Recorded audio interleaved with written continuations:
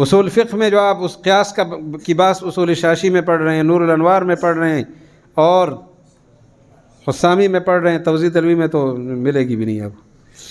یہ جو بحث پڑھ رہے ہیں یہ کون سی بحث ہے قیاس؟ یہ دراصل تمثیل ہے.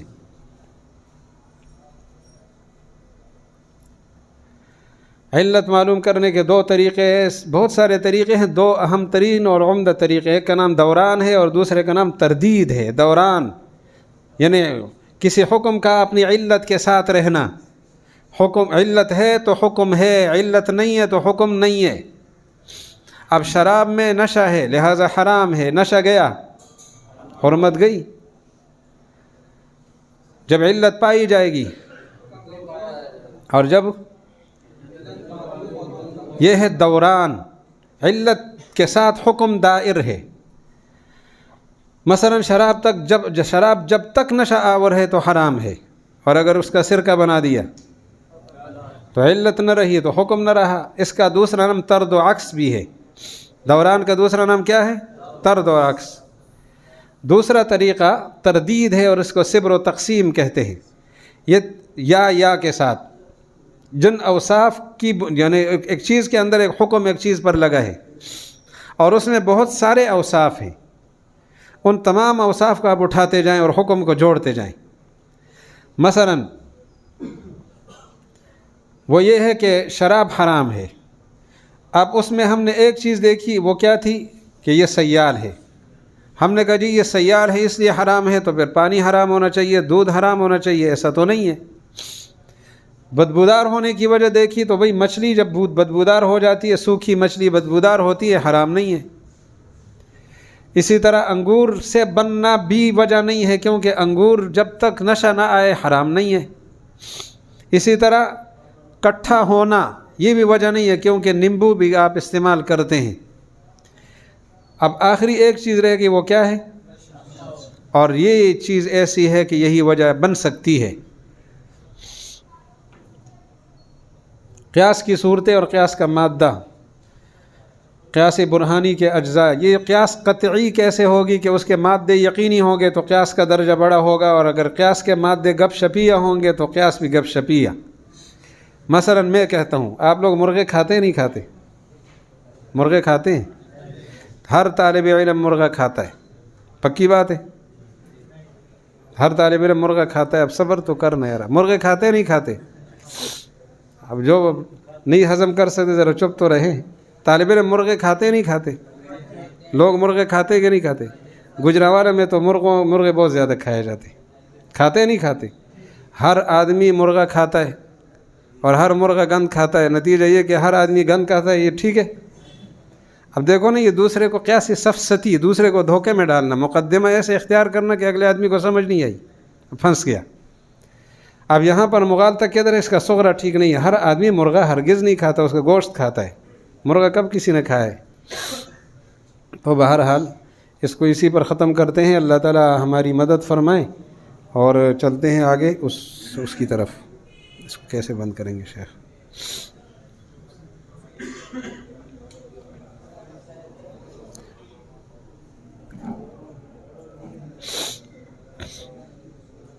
بھئی کوئی فائدہ ہوا؟ منطق میں مرکزی چیزیں کون کون سی ہیں؟ تعریف اور دلیل کا معیار. تعریف کس معیار کی ہونی چاہیے اور دلیل کا معیار کیا ہے، یہ آپ کو کسی فن میں نہیں ملے گا. نحو میں تعریف کا معیار کیا ہے؟ بالکل نہیں ملے گا. دلیل کا معیار کیا ہے؟ نحو میں، صرف میں، معانی، بیان، بدیع، فقہ، اصول فقہ، کہیں بھی دلیل کا معیار کیا ہونا چاہیے اور تعریف کا معیار کیا ہونا چاہیے صرف منطق کی ذمہ داری ہے، اور اس نے آپ کو یہی چیزیں دینی ہیں. تعریف میں کیا شرائط ہے، کس درجے کی تعریف کو آپ تعریف کہہ سکتے ہیں، کس کو تعریف نہیں کہہ سکتے.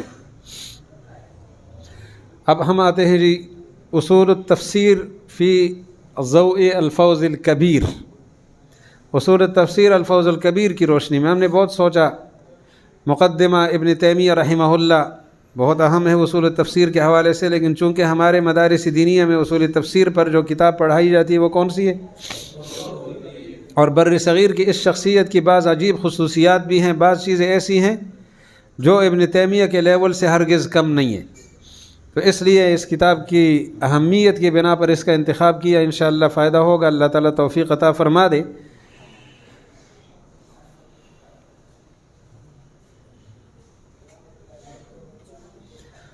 حضرت شاہ ولی اللہ رحمہ اللہ کا خطبہ آپ سن لیں۔ فرماتے ہیں اللہ تعالیٰ کی نعمتیں اس بندے پر بے حد و بے انتہا ہیں۔ سب سے بڑی نعمت کیا ہے؟ قرآن پاک کا فہم۔ قرآن پاک کے فہم کی توفیق جو اللہ نے دی، تو ہر نعمت سے بڑی نعمت یہ ہے۔ اور صاحب نبوت اور رسالت کے احسانات میرے اوپر بے انتہا ہیں۔ آپ صلی اللہ علیہ وسلم کا سب سے بڑا انعام اور اکرام میرے لیے وہ یہ ہے کہ آپ نے قرآن پاک کی تبلیغ فرمائی ہے۔ اللہ کے احسانات میں سب سے بڑا احسان فہم قرآن کی توفیق۔ رسول اللہ علیہ السلام کے احسانات میں سے سب سے بڑا احسان قرآن پاک کی تبلیغ۔ اور پھر براہ راست حضور علیہ السلام نے مجھے تو تبلیغ نہیں فرمائی، آپ تک کیسے پہنچا؟ تو اس سوال کا جواب دیتے ہیں کہ لقن النبی صلی اللہ علیہ وسلم القرآن الجیل الاول، نبی علیہ السلام نے پہلی نسل کو قرآن پاک کی تلقین فرمائی۔